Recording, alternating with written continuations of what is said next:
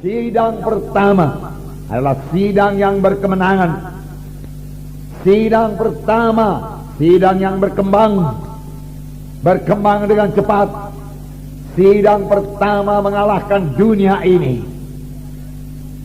Sidang pertama, sidang yang berkuasa. Doa mereka berkuasa, pelayanan mereka berkuasa, berita mereka berkuasa. Ini sidang yang pertama.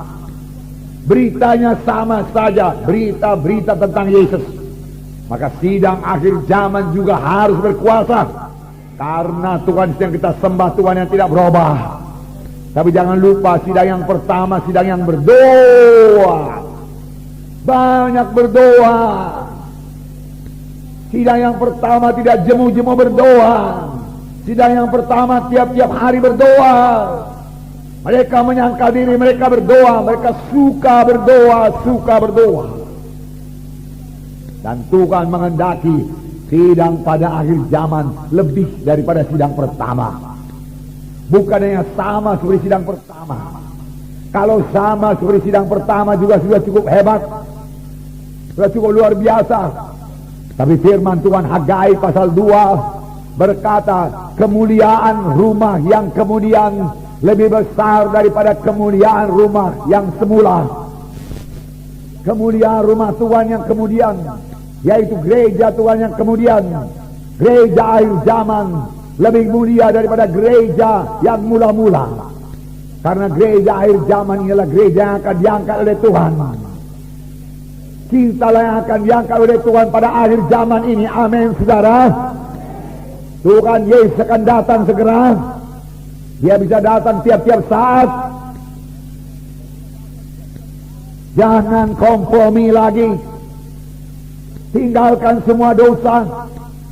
Tuhan yang mengangkat sidang yang suci, supaya kita ikut terangkat waktu Yesus datang kedua kali. Pada waktu murid-murid bertanya, Tuhan, kapankah kedatanganmu yang kedua kali? Tuhan Yesus berkata, pada waktu kamu lihat pohon ara bertunas, kamu tahu musim panas sudah hampir. Ini sudah akhir zaman. Biarlah kita hidup benar di hadapan Tuhan. Amin, saudara. Betul-betul melaksanakan kehendak Tuhan. Kalau berdoa dengan sungguh-sungguh, sama sebagaimana firman Tuhan minggu yang lalu. Bersungguh-sungguh berdoa. Kalau melayani dengan bersungguh-sungguh melayani. Kalau bersaksi dengan sungguh-sungguh. Jangan malu mengaku Tuhan Yesus. Hidup benar, hidup suci. Tinggalkan semua kegelapan, sehingga berkat Tuhan juga tidak terhalang kepada saudara, tidak tersendat-sendat datang kepada saudara. Supaya kutuk dosa dibebaskan dari saudara sekalian. Hidup yang baru, hidup berkemenangan, hidup yang berhasil jadi milik saudara. Yesus mati bukan untuk satu sidang yang lemah. Yesus tidak mati buat sidang yang kompromi. Bukan itu maksud Tuhan. Bukan satu gereja yang plin-plan. Bukan satu gereja yang kompromi dengan kegelapan. Itu bukan kehendak Tuhan. Bukan untuk satu gereja yang mati, tidak ada kehidupan di situ. Bukan. Bukan satu gereja yang lemah, yang tidak menjadi terang. Bukan. Yesus mati untuk satu sidang yang hidup, sidang yang berani, untuk anggota tubuh Kristus yang menjadi terang, menjadi saksi. Amin. Untuk itulah Yesus mati. Membangun tubuh Kristus, membangun bangsa pilihan Tuhan, imam-imam yang berkerajaan. Firman Tuhan berkata, supaya kamu memberitakan kemuliaan Tuhan sampai ia datang. Haleluya, saudara. Itulah dia maksud Tuhan. Satu sidang yang suci, satu sidang yang kuat, satu sidang yang tidak kompromi, satu sidang yang tidak lemah, satu sidang yang bersaksi, yang tidak malu mengakui Yesus sebagai Tuhan dan Juru Selamatnya. Ini kehendak Tuhan. Dan ini, saudaraku, sudah bertambah-tambah jadi di dalam sidang ini. Amin. Amin. Haleluya, haleluya. Tetapi bukan berarti pula tidak ada kesukaran, bukan berarti tidak ada penderitaan, tidak ada ujian, tidak ada pencobaan. Bukan. harus ada pencobaan, harus ada penderitaan. Tapi bukan penderitaan karena dosa, bukan penderitaan karena penyakit, bukan penderitaan karena kutuk dosa. Jesus, Tuhan Yesus mau mengangkat semua penyakit saudara. Amin. Tuhan Yesus mau mengangkat semua kutuk dosa, bahkan sudah mengangkat semua kutuk dosa. Amin. Sudah, mari bebas. Percaya firman Tuhan ini.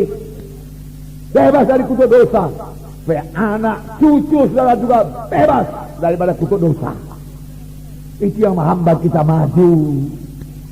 Kutuk dosa yang menghambat kita untuk keberkatan. Karena kutuk dosa dari dosa. Kalau dari dosa dari setan. Setan tidak suka anak Tuhan keberkatan. Mari maju dalam Tuhan. Jadi ada ujian, ada pencobaan. Tapi dalam pencobaan itu kita berserah, bersandar kepada Tuhan. Amin. Ini kehendak Tuhan, saudaraku. Kalau tidak ada aniaya, kalau tidak ada pencobaan, kalau tidak ada ujian, maka kekristenan kita akan terus bayi rohani, anak-anak terus. Bagaimana supaya dewasa? Ada ujian, ada aniaya, tapi kita tetap dalam Roh Kudus, tetap percaya pada kuasa Tuhan, tetap dalam Roh. Amin, saudara. Ya, itu membuat kita dewasa. Kerap kali datang aniaya membuat kita bertambah-tambah berdoa. Dan kalau kita bertambah-tambah bersungguh-sungguh berdoa, kita tahu Tuhan pasti memberkati orang yang berdoa. Amin. Ya, luar biasa Tuhan kita itu.